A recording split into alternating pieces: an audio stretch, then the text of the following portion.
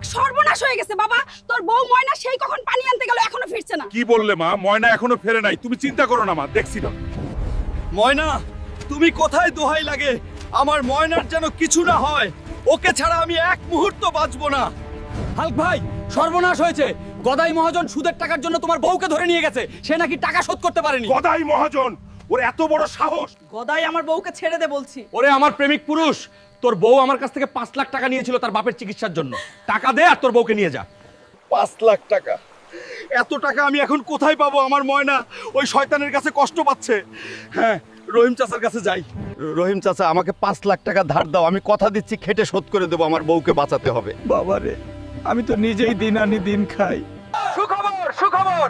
গ্রামের মাঠে আজ মস্ত বড় ষাঁড় লড়াই প্রতিযোগিতা। যে ব্যক্তি পাগলা ষাঁড়কে বাগে আনতে পারবে সে পাবে নগদ 5 লাখ টাকা। কে আজ এমন বাহাদুর যে যমরাজ নামের এই ষাঁড়কে থামাতে পারবে? আজকের লড়াই জীবন মরণের লড়াই। হাল্ক কি পারবে এই 5 লাখ টাকা জিতে তার বউকে বাঁচাবে? বন্ধুরা, আজ আমার বউয়ের জীবন তোমাদের হাতে। প্লিজ ভিডিওটা সাবস্ক্রাইব করে আমাকে শক্তি দাও। আমি আমার ভালোবাসাকে হারাতে চাই না। ইয়া আল্লাহ!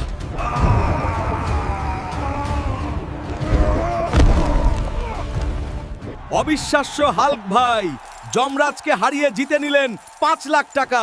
সাবাস হাল্ক ভাই! আরে তোর সুদের টাকা।